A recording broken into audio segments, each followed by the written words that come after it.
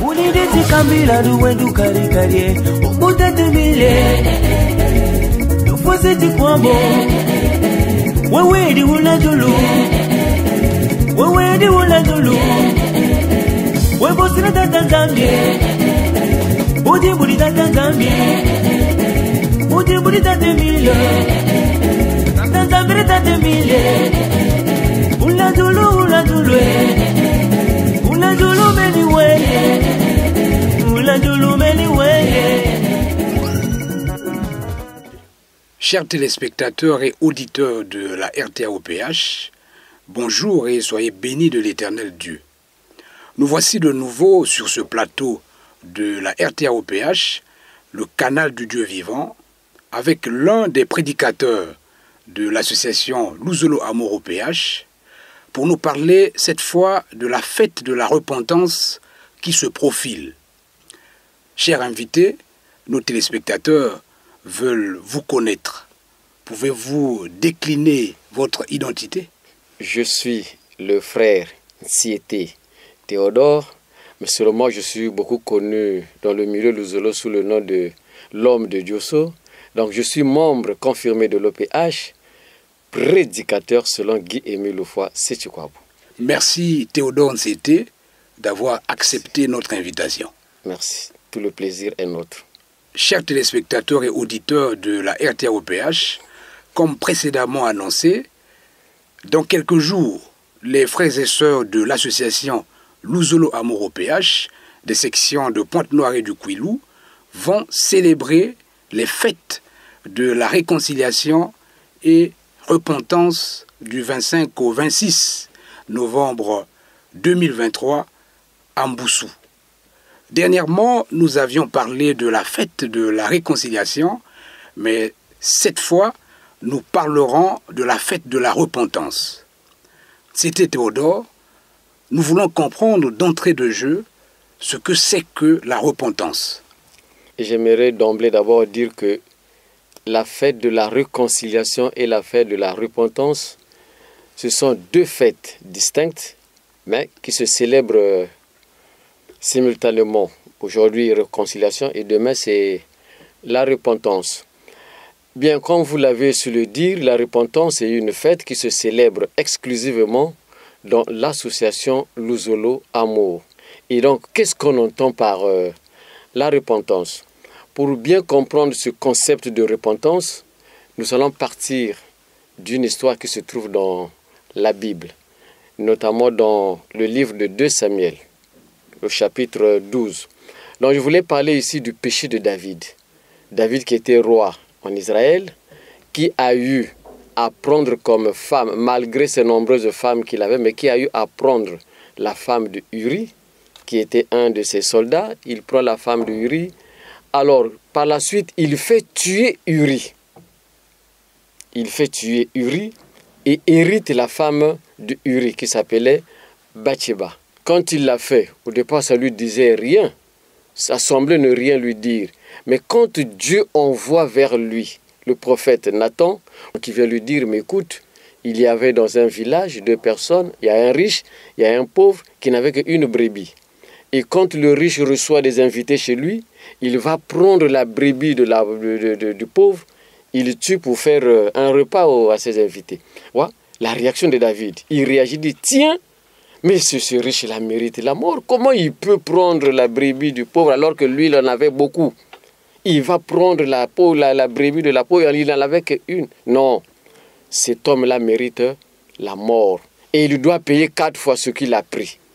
Et Nathan lui dit, cet homme-là qui mérite la mort, c'est toi. Il dit, quoi? Pourquoi moi? Il dit, mais oui, mais c'est ce que tu as fait. Tu as plusieurs femmes, tu prends la femme de Uri comme ta femme et tu fais tuer Uri. Aussitôt, David s'est repenti. Il dit que j'ai péché contre Dieu. Et Nathan lui dit, Dieu a pardonné ton péché. Donc, la repentance ici, c'est un remords qu'on sent à la suite d'une péché. C'est un chagrin. Vous voyez un peu ce que David avait fait. Et quand on lui a fait comprendre, quand on lui a fait une prise de conscience, il s'est dit, tiens, mais je suis dans le péché. j'ai mal agi contre mon prochain, j'ai donc mal agi contre Dieu. Vous voyez un peu cet écart de conduite qu'il avait eu par rapport à la volonté de Dieu qui dit « tu ne tueras point ». Mais lui, il a eu à tuer pour hériter seulement une femme. Voilà une prise de conduite qui, il était même prêt, si Uri était vivant, si Uri était là, il était prêt à lui demander un pardon. Mais malheureusement, Uri était déjà mort. Donc, il se dit, il me faut donc demander pardon et ne plus y revenir sur ce genre de péché-là. Mais comme Uri n'était plus, à qui donc il devrait demander pardon? Directement à Dieu. Il a demandé pardon à Dieu, d'où le psaume 51 que nous lisons.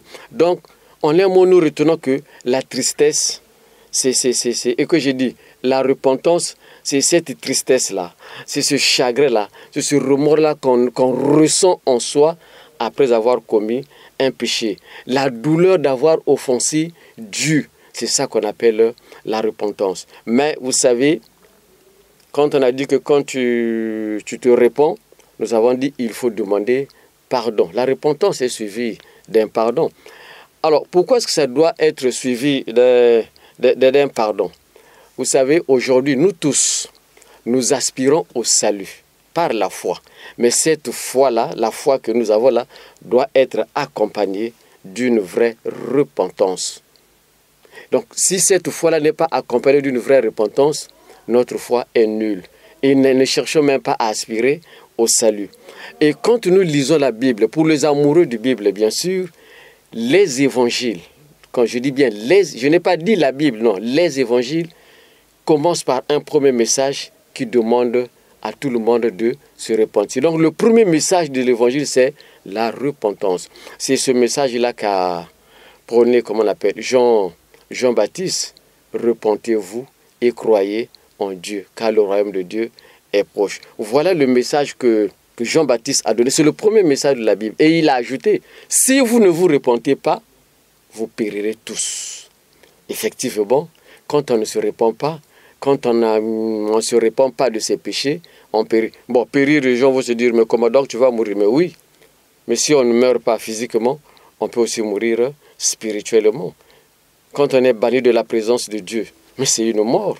C'était Théodore. Peut-on savoir depuis quand cette fête de la repentance est-elle célébrée dans l'association Luzolo Amour au PH et si elle figure parmi les fêtes bibliques? Dire que cette fête figure parmi les fêtes bibliques, je dirais non, mais cette fête figure parmi les fêtes chrétiennes.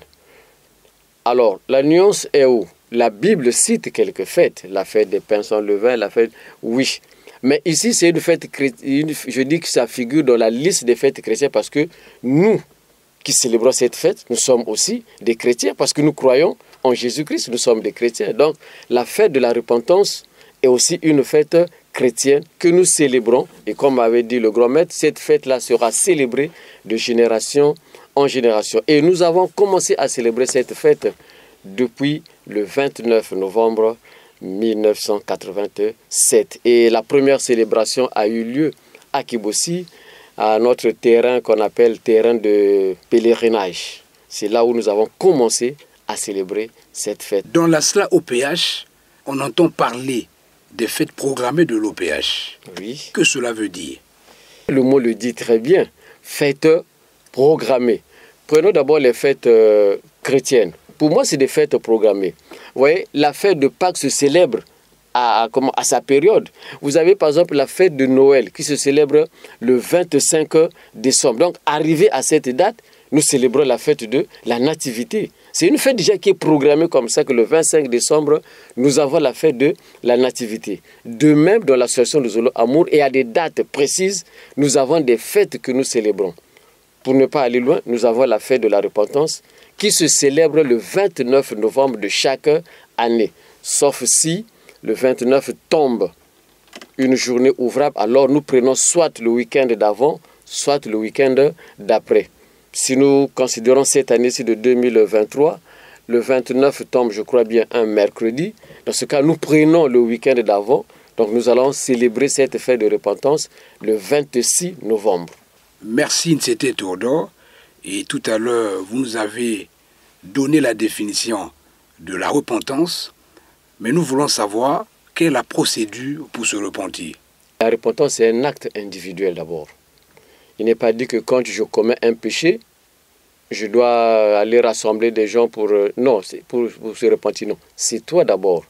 Donc, le chemin à suivre, ou le processus, la procédure si vous voulez, il y a d'abord, la prise de conscience.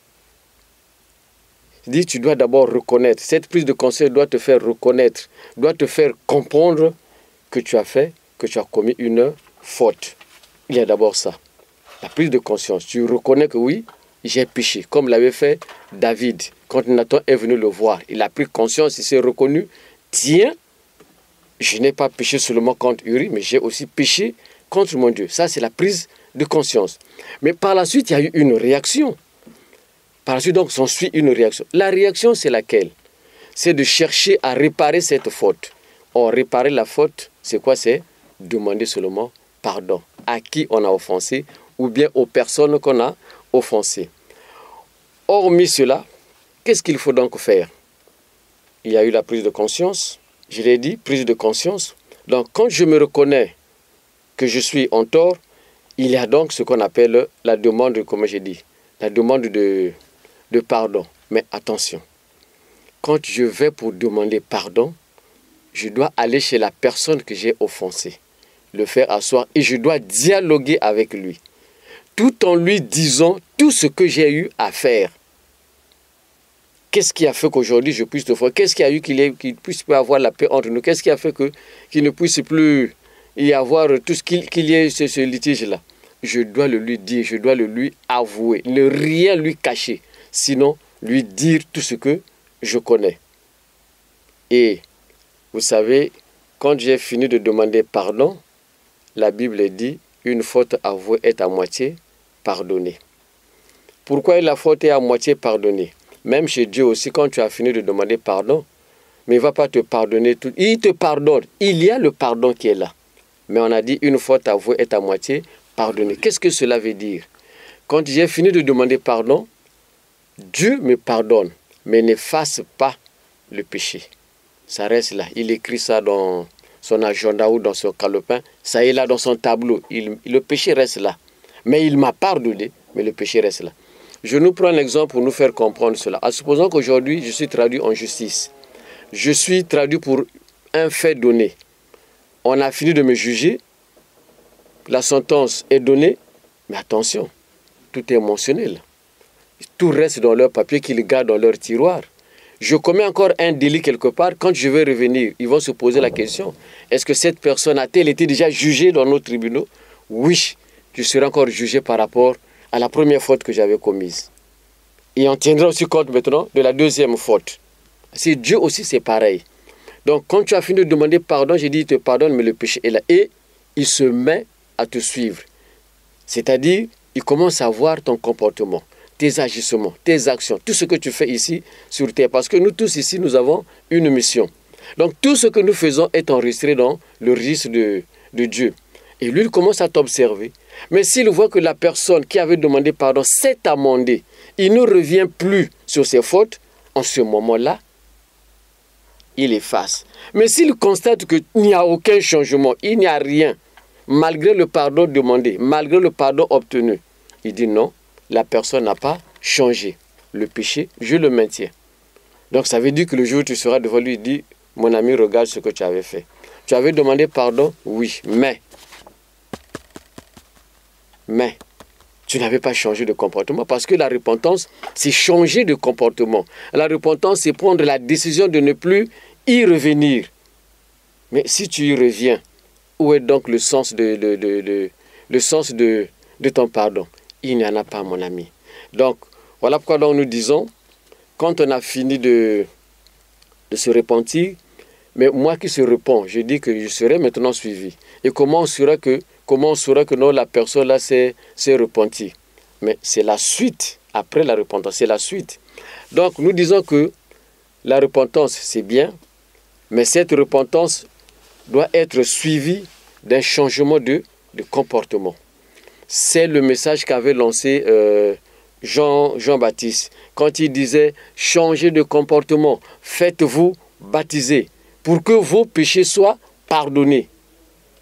C'est un changement c'est vrai que le baptême de Jean, c'était le baptême de la repentance. Mais comme le royaume de Dieu était là, voilà pourquoi il a demandé aux gens de se repentir, de confesser leurs péchés. Il disait changer de comportement. Donc la repentance, la suite c'est changer de comportement. Et ensuite, quand je me suis repenti de mon péché, je dois donc lutter pour ne plus y tomber dans ce péché, pour ne plus y revenir sur ce que j'ai demandé. Donc, je dois donc lutter contre le mal sous toutes ses formes. C'est ça la vraie repentance. Lutter pour ne plus y tomber. Lutter contre le mal sous toutes les formes. C'est-à-dire ne plus y revenir. Et enfin, quand j'ai fait la repentance, à la fin, qu'est-ce que je fais? De moi-même, c'est vraiment difficile. Il y a de ces comportements, quand je dis que je vais bannir, je vais enlever, je ne veux plus de ça, mais parfois c'est difficile. Prenons le cas d'une personne qui fume. Il est habitué à fumer, même sous le sommeil, quand il se réveille au milieu de la nuit, il se fume. Mais le jour où il va prendre la décision pour dire que, écoute, je ne veux plus fumer. Les premières heures, ça peut marcher. Mais après, c'est comme si la main a tendance à aller prendre encore la cigarette et puis fumer. Or, pour réussir la vraie repentance, pour ne plus y revenir, il faut donc donner la place à l'Esprit Saint. Pour que cet esprit-là opère en toi. Pour que cet esprit-là fasse de grands changements en toi. Pour que cet esprit-là soit le maître de ta vie. C'est ça la vraie repentance. Merci, c'était Théodore. Sur la portée spirituelle de cette fête de la repentance, que pouvez-vous dire à ceux qui nous suivent? Je voulais faire un petit briefing sur la genèse de cette fête de la repentance. Parce que quand vous regardez bien, la Bible nous parle de la repentance. C'est comme on l'avait dit la fois passée. La Bible nous parle du ministère de la réconciliation, mais cette réconciliation-là, bibliquement parlant, n'est pas une fête. Mais chez nous, c'est une fête et on avait de dire le pourquoi. La Bible nous parle de la repentance. Nous avons dit, sur le premier message de l'Évangile, c'est quoi? C'est la repentance. Mais cette repentance dont on parle dans l'Évangile, ce n'est pas en termes de fête. Mais chez nous, c'est une fête. Alors, d'une manière brève, sommaire, comment est-ce qu'est née donc cette journée de repentance dans l'association Lozolo Amour? Et le grand maître a commencé, il a fait son association, c'est pour que tous ceux qui ont des difficultés viennent à l'association, trouvent une solution. En fait, c'est ça. Tous ceux qui ont des difficultés, vous venez à l'association, l'OPH, quand vous demandez, l'OPH vous aide à trouver une solution. Et ayant constaté, ayant remarqué le comportement des frères et sœurs qui étaient maintenant pervers, alors le grand maître a commencé à lancer un message qui disait « Donnez une place à l'Esprit Saint dans vos cœurs pour qu'il agisse en vous ». Voilà comment il commence à lancer le message. C'était une façon de nous faire prendre la conscience que nous avons des mauvais comportements. Voilà pourquoi il a commencé à lancer ce message. Et ça, c'était donc depuis des années 80, il dit « Donnez une place à l'Esprit Saint ». Quand nous sommes arrivés en 1985, alors il a décrété cette année de 1985 comme étant une année de repentance. Donc l'année 1985 était marquée sous le signe de la repentance, un signe de changement de comportement. Mais malgré ces appels au changement de comportement, malgré ces appels à Dieu, malgré tout ce qu'il était en train de faire, seulement, comme nous l'avons dit ici, chacun de nous est venu ici sur terre avec sa mission, mais c'est comme si les gens ont continué à faire le mal. Et dans ce mal, ils ont même cherché à éliminer physiquement Guy-Émile Loufoy, Séti Kouabo. Et ce mal nous a amené à faire ce que nous appelons chez nous en termes le mélange des pédales. C'est-à-dire, tu es chez Dieu et au même moment, tu es dans tes voies obscures. Ce que nous appelons chez nous les mélanges de pédales. Donc, tu vois un peu, jusqu'à ce que a détourné le sacré, c'est-à-dire, nous avons ce que nous appelons les sacrifices de purification, les sacrifices de consécration. Les gens ont commencé même à détourner ces sacrifices-là. Vous voyez un peu là où le mal est arrivé. Et il fallait donc, en fait, ramener les gens au bon sentiment, ramener les gens au bon comportement. Alors, en 1987, l'OPH donc nous appelle au terrain de pèlerinage pour célébrer cette fête qu'on appelle la fête de repentance. Et le grand maître a fait un grand travail pour que les gens changent. Il y a eu ce changement. Et maintenant, pour marquer ce changement-là, voilà pourquoi le 29 novembre de l'année 87, nous nous sommes rendus à Kibossi pour célébrer la fête. Pour la première fois, nous l'avons dit, la fête de la repentance. Mais il y avait un thème pour cette fête, journée de méditation, de réflexion, de purification et de décision. En fait, quand vous regardez journée de méditation, réflexion, purification et décision, ce n'est autre que les étapes de la repentance. La méditation, c'est là où nous avons dit, c'est la prise de conscience que j'ai mal fait. Et la réflexion, c'est aussi la même chose. La réflexion, c'est quoi? C'est se dire, comme nous le disons chaque fois que quand je rentre le soir à la maison, je dois faire une introspection. Mais aujourd'hui, qui j'ai offensé? Et s'il y a lieu, aussitôt il faut demander pardon, parce que tu as réfléchi. Donc c'est une journée de réflexion. Journée de purification. Oh, mais regardez même dans l'ancien temps, quand tu es tombé dans le péché, il y avait des purifications pour effacer le péché. De moi-même, je ne peux pas le faire. Mais il n'y a que Dieu qui peut effacer le péché en procédant par les sacrifices de purification. Il y a la décision. Décision pourquoi? Parce qu'on a dit, quand on se répond, on prend la décision de ne plus y revenir sur ces choses-là. C'est comme l'avait fait David. Hein? Il a commis le péché, mais après il dit non, c'est fini, je ne vais plus y revenir. Il a demandé sincèrement pardon. Revenons sur la portée spirituelle voilà, la portée, cette fête de la repentance. Cette fête de la repentance. Vous savez, l'OPH est là pour nous enseigner les grandes vérités chrétiennes. Donc, la portée spirituelle, c'est la repentance est devenue, puisque nous la célébrons, la repentance est devenue une loi. Et puis c'est devenu une loi, donc nous disons que la repentance nous rappelle que Dieu a eu miséricorde pour nous, que Dieu nous a pardonné. La repentance, cette fête, nous rappelle que nous avons offensé Dieu, mais nous avons offensé aussi Guy-Émile Loufra Sétikwabo, celui-là qui est grand-mère de l'OPH, et nous connaissons aujourd'hui que c'est lui aussi Dieu. Nous avons péché, Dieu nous a accordé sa miséricorde, Dieu nous a accordé son pardon. Mais nous avons offensé celui-là même qu'il a envoyé parmi nous pour nous montrer la voie du salut, pour nous conduire à la vie éternelle. Guy-Émile Loufra Sétikwabo. Donc nous devons nous rappeler que nous avons quelqu'un à qui nous devons obéir, à qui nous devons suivre ses commandements, comme il dit lui-même. Si vous suivez mon âne, si vous suivez mes enseignements, si vous suivez mes ordonnances, vous n'y tomberez pas. Vous ne serez pas perdus et vous ne périrez pas aussi. Suis bien mon âne, jamais tu ne te perdras. Nous allons marquer une pause, la régie.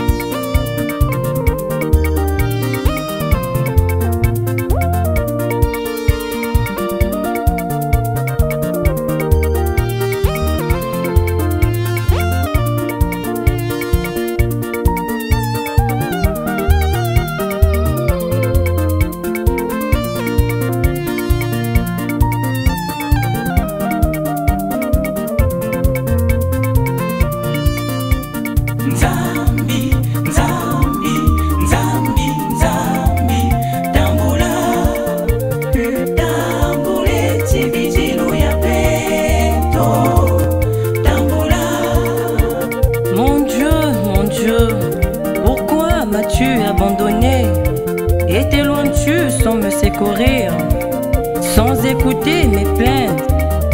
Mon Dieu, je crie le jour et tu ne réponds pas. La nuit et je n'ai point de repos. Pourtant tu es le Saint. Tu sièges au milieu des louanges d'Israël. En toi se confiaient nos pères. Ils se confiaient et tu les délivrais. Ils criaient à toi et ils étaient sauvés.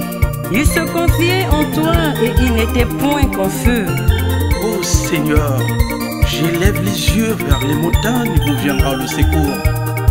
Le secours ne viendra pas des hommes, mais ça viendra de toi, Éternel, oh mon Dieu.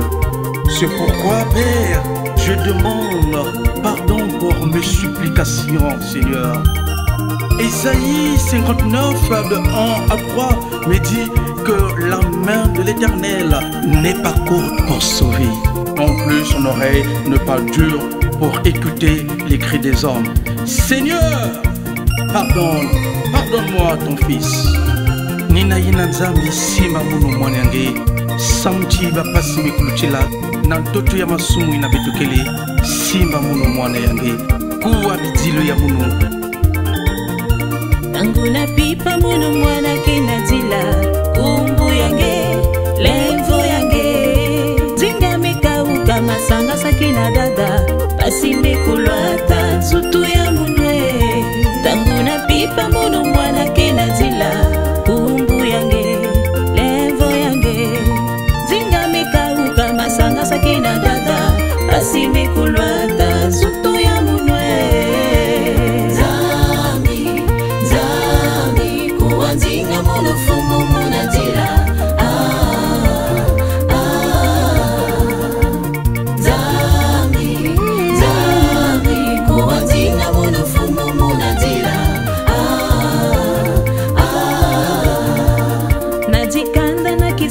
Bisika nyonso tata Satana kinalanda munu Kumbu ya munu mekukuma mudu basi ya bautata Etoko some lutila Nadikanda na kisalu bisika nyonso tata Satana kinalanda munu Kumbu ya munu mekukuma mudu basi ya bautata Etoko some lutila Zami kuwanzinga munu fumu munatila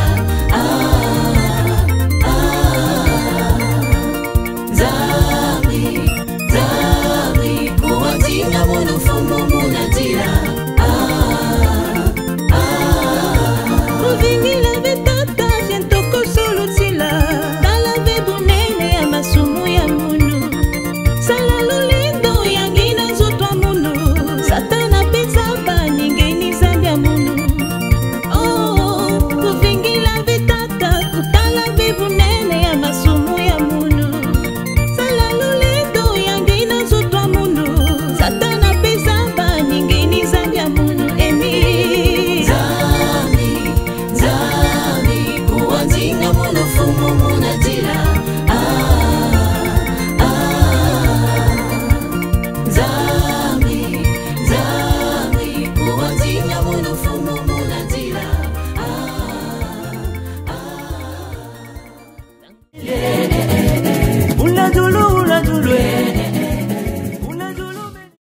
Nous voici de retour sur ce plateau de la RTROPH. Merci la régie pour cet insert. C'était Théodore, vous nous parlez de la repentance. Oui. Est-elle un critère indispensable pour le salut de l'homme? Oui. Nous aspirons tous au salut de nos âmes. Pour avoir le salut, il nous faut la foi.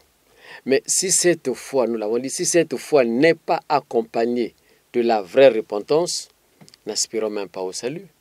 Donc la vraie repentance, c'est un critère même pour avoir le salut. Figurez-vous, j'ai eu un différend avec toi. Je ne me réponds pas. Mais si la mort vient me surprendre dans cet état, comment serais-je devant Dieu? Oui, je serai banni de la présence de Dieu. Parce que Dieu va me demander les comptes. Parce que le pardon s'obtient ici sur terre. Le pardon se demande ici, pendant que nous sommes ici sur terre. Mais quand je vais quitter cette terre, aller chez Dieu, là-bas chez Dieu, il n'y a plus de pardon. Le pardon, donc, c'est ici. Mais moi, pendant le temps que je suis ici, je n'ai pas réglé mes fautes. Je n'ai rien fait. Je ne me suis même pas repenti de mes péchés. Et j'arrive devant Dieu, à quel moment je vais me repentir. Donc si la mort vient me prendre dans cet état de culpabilité, comment serais-je? Et là, je vais prétendre avoir le salut? Non. Dieu va me dire, mais écoute, par rapport à ça, mets-toi à l'écart. Et peut-être que je serai banni de la présence de Dieu. C'est une seconde mort. Donc voilà pourquoi il est dit, comme dit la Bible, n'attendons pas demain pour nous repentir. Aujourd'hui même, n'endurcissons pas nos cœurs. Quand je sais que j'ai mal fait, aussitôt, quand tu le reconnais, confesse le péché. Lève-toi, va demander pardon. C'est ce que Dieu veut. C'est-à-dire que la repentance doit être en nous en permanence. Ça doit être une constante en nous. C'est-à-dire, dès qu'il y a quelque chose, aussitôt je demande pardon. Et c'est ça qui va me délivrer. C'est ça qui ferait que j'ai le salut. Mais si je ne le fais pas, non. Donc, la repentance, c'est un critère et c'est un élément pour avoir le salut. Merci Théodore Nsete. Nous allons bientôt nous séparer, mais avant, une question me vient à l'esprit. Celle de savoir quel appel lancez-vous aux nousolifiés et aux non-nousolifiés au sujet de cette fête de la repentance. Lorsque nous parlons de la repentance, nombreux se disent qu'il n'y a que les chrétiens qui doivent demander pardon. Il n'y a que les chrétiens qui doivent faire l'acte de la repentance. Nous disons non. Même le païen, parce que le païen c'est aussi une créature de Dieu, même le païen sera jugé par Dieu. Vous savez, aujourd'hui, il y a des bandits de grand chemin, parfois qu'on attrape par la police. On t'amène, je ne sais pas si c'est au commissariat ou ce qu'on les amène. Mais après avoir reçu les coups de fouet, les matraques, tout ce qu'ils savent, mais il y a ceux qui se répondent, se disent, merde, par rapport à ce qu'on m'a fait, non. Je ne reviendrai plus sur ces actes, soit de vol, de criminel, Ils se répondent. Donc la repentance, ce n'est pas seulement pour les chrétiens. La repentance, ce n'est pas seulement pour nous les ouvriers. Même les païens aussi doivent aussi se repentir. Et puisqu'il en est ainsi, l'appel que nous lançons, c'est lequel? Ce que nous devons retenir en un mot, le grand remède de toutes les difficultés que nous avons ici sur terre, le grand remède de tous les maux que nous avons ici sur terre, c'est la vraie repentance. Donc nous disons que la vraie repentance est le grand remède de toutes les difficultés, de toutes les souffrances, de notre vie ici, de notre vie. Et le vrai problème que nous avons ici sur terre, c'est le péché. Parce que personne ne va dire que non, moi je ne suis pas pécheur, c'est faux. Si tu dis que moi je ne pêche pas, tu fais Dieu menteur.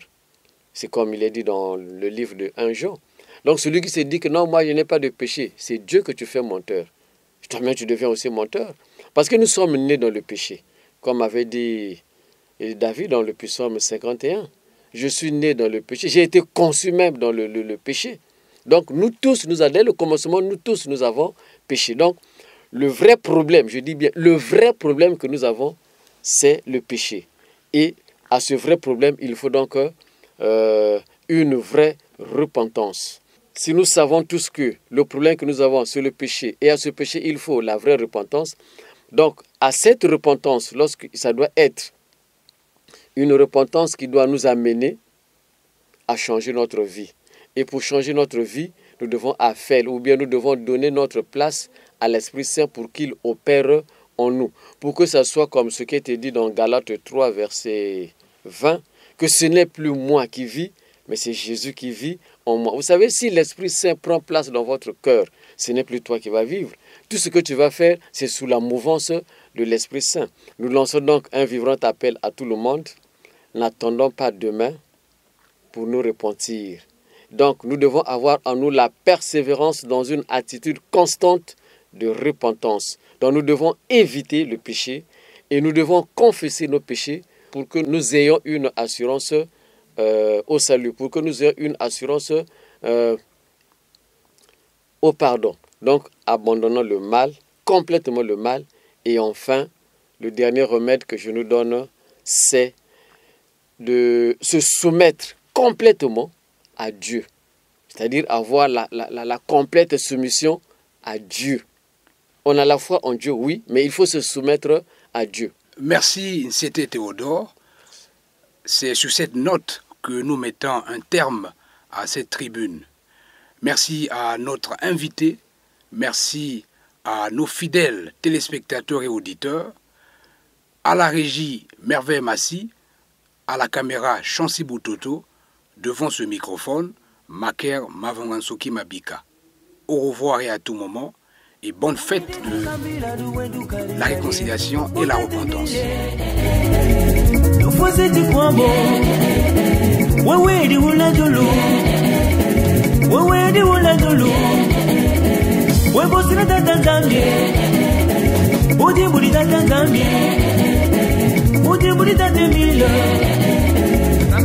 Tanzania